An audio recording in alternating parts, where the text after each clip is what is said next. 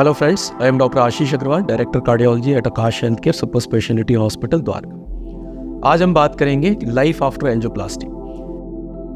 ये वीडियो बनाने का पर्पस है बिकॉज जो भी पेशेंट जिसकी एंजियोप्लास्टी होनी है या हो चुकी है उसके पास बहुत सारे क्वेश्चंस होते हैं और मैं कोशिश करूंगा कि आज उन सभी सवालों का जवाब इस वीडियो में दे सकूं। तो after angioplasty there are 5-6 rules जिनको मैं 5-6 पॉइंट जिनको मैं आज आपको एक्सप्लेन करने की कोशिश करूंगा।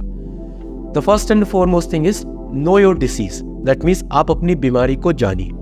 आप अपने कार्डियोलॉजिस्ट से बात कीजिए कि आपकी बीमारी एक्चुअली कितनी प्रीमेच्योर है और कितनी एडवांस है, यानी कि आपकी अगर नसों में ब्लॉकेज है तो कितनी नसों में ब्लॉकेज है, और सबसे इंपॉर्टेंट चीज़ है कि आपके हार्ट की रेजिडुअल पंपिंग यानी कि रेजिडुअल फंक्शन कितना बचा है। सेकेंड थिंग होती है रेगुलर मेडिसिन।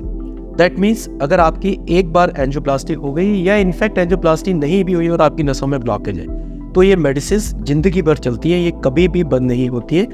कुछ लोग दवाइयों पे इसलिए बंद कर देते हैं क्योंकि उनको आराम आ जाता है और उनको ये लगता है कि ये दवाइयाँ अब हम रोक सकते हैं, which is absolutely wrong. I myself advise to all my patients before discharge और ड्यूरिंग फॉलोअप कि अगर आपको आने में फॉलोअप करने में कोई डिले होता है तो आप इन मेडिसिन को किसी पर्टिकुलर ड्यूरेशन का कोर्स मान करके बंद ना करें और इन्हें कंटिन्यू करें।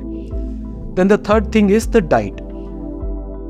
Now again the diet varies from patient to patient. It has to be tailored according to the individual need of a patient. यानी कि अगर किसी पेशेंट को हार्ट की एंजियोप्लास्टी हुई है तो एक एज अ जनरल रूल हम सभी पेशेंट्स को बोलते हैं कि आपको नमक का सेवन कम करना है और मीठा और चिकना, ये दो कार्बोहाइड्रेट यानी कि हाई कैलोरी डाइट को अवॉइड करना है। अगर किसी पेशेंट की हार्ट की पंपिंग कम है, उसकी पंपिंग 35% या उसके नीचे है, तो पेशेंट को ऑब्वियसली फ्लूइड रेस्ट्रिक्शन की भी सलाह देते हैं, यानी कि टोटल लिक्विड पूरे दिन में 24 आवर्स में including everything we advise not to exceed more than 1.5 litre per day. Secondly patient को बोलते हैं कि आपको सॉल्ट रेस्ट्रिक्शन भी रखना है। हमारी डेफिनेशन में हम कहते हैं कि less than 2 grams per day, but इसको लेमन टर्म में पेशेंट को ऐसे समझ सकता है कि आप कुकिंग में जितना व्हाइट सॉल्ट यूज़ करते हैं उसको आप यूज़ कर सकते हैं, एंड एडेड सॉल्ट को अवॉइड करना है, यानी कि जैसे कि अचार, पापड़, सैलड अगर आप यूज़ करते हैं तो उस पर एडेड सॉल्ट ना डालें। Specially canned food, process food, pack food जो कि बहुत हाईली सॉल्टेड फूड होता है, इसको आप अवॉइड करिए। ट्रांस फैट्स को आपको अवॉइड करना है। अनसैचुरेटेड फैट्स यानी कि olive oil, sunflower oil, mustard oil, इस तरीके के ऑयल में आप कुकिंग कर सकते हैं। एक बहुत इंपॉर्टेंट चीज़ होती है कि लोग कहते हैं अब एंजियोप्लास्टी करने के बाद क्या खाएं क्या ना खाएं, उबला खाना खाएं, ऐसा कुछ भी करने की ज़रूरत नहीं होती है। एक्चुअली एंजियोप्लास्टी करने से डाइट नहीं बदलती है। हम ये कहते हैं कि पेशेंट को हार्ट अटैक हुआ है इसलिए इसको अब हेल्दी डाइट पे शिफ्ट होना है। Simultaneously, this healthy diet applies to all of them. It is not necessary that a patient should have a heart attack first to improve his diet. So, heart healthy diet should be taken by each and every individual, irrespective of whether the patient has a heart disease or not. Then the next thing is regular exercise. Now, हम ये कहते हैं कि किसी भी cardiac patient को aerobic exercises करना ज़रूरी है।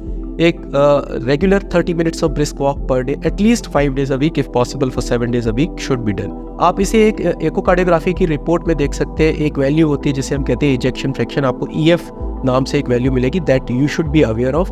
अगर किसी पेशेंट की हार्ट की पंपिंग 40% या उससे ज़्यादा है तो यूजुअली ज़्यादातर पेशेंट्स अपनी सारी नॉर्मल फिजिकल एक्टिविटीज़ रिज्यूम कर सकते हैं। अगर किसी पेशेंट की पंपिंग 35% या उससे कम है तो उसको हम सिम्टम लिमिटेड एक्सरसाइज करने की सलाह देते हैं, यानी कि अगर आपको उतनी एक्सरसाइज करिए जितनी करने में आपको ब्रेथलेसनेस या सांस फूलने की तकलीफ नहीं होती। Then the most important thing is the regular follow up, यानी कि उसको दवाइयाँ जिंदगी भर खानी है, follow up definitely rest of the life के लिए हमेशा करना है। कई लोग सवाल पूछते हैं कि एंजियोप्लास्टी करने के बाद हम चल नहीं सकते, फिर नहीं सकते, ऐसा बिल्कुल नहीं है।